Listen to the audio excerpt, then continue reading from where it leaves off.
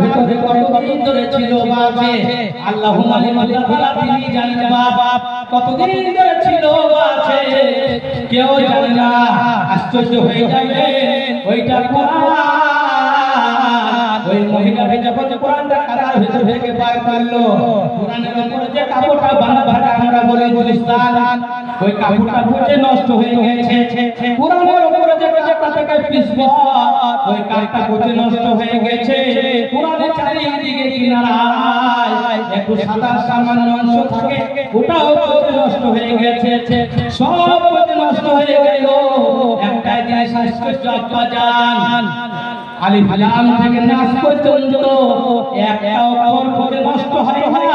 নাই একবার জোরে বলুন সুবহানাল্লাহ জোরে বলুন সুবহানাল্লাহ ওই কোরআন যখন দুনিয়াতে এলো দুনিয়ার মানুষ সাহাবায়ে কেরাম বলছে ও কোরআন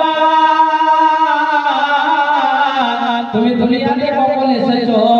ও কোরআন তুমি সকালবেলা এসেছো না রাতে এসেছো ও কোরআন তুমি খরার সময় এসেছো না বর্ষার সময় এসেছো ও কোরআন তুমি শীতকালে এসেছো না গরমকালে এসেছো আল্লাহর কালাম বলছে না গো না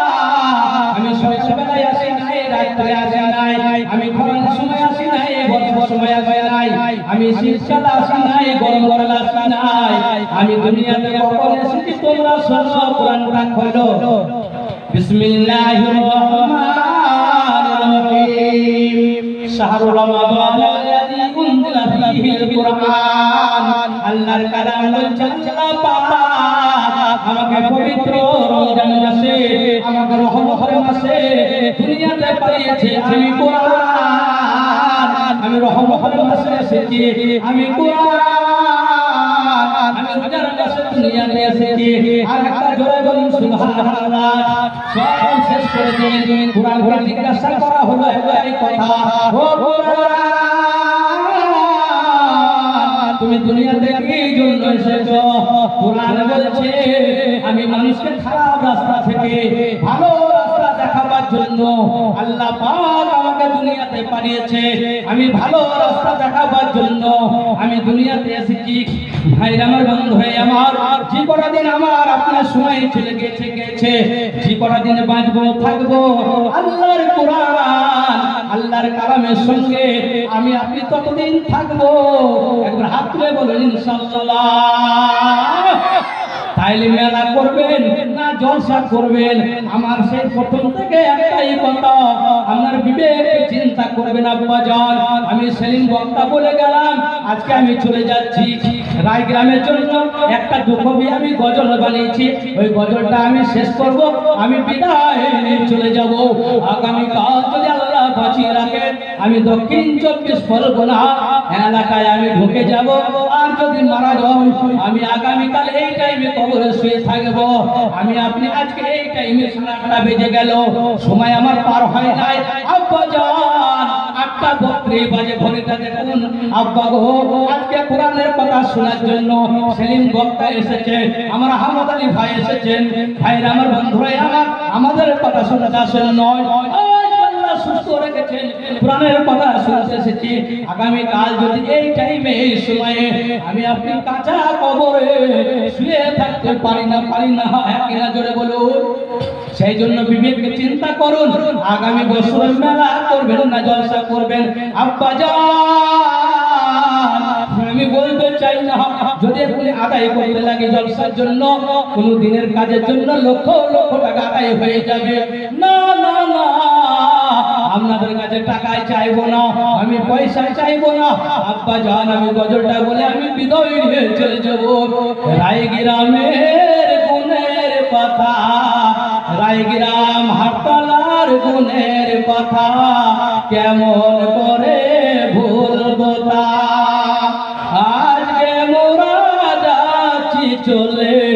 দাও গো সবাই দাও বিদায় বিদায় কালে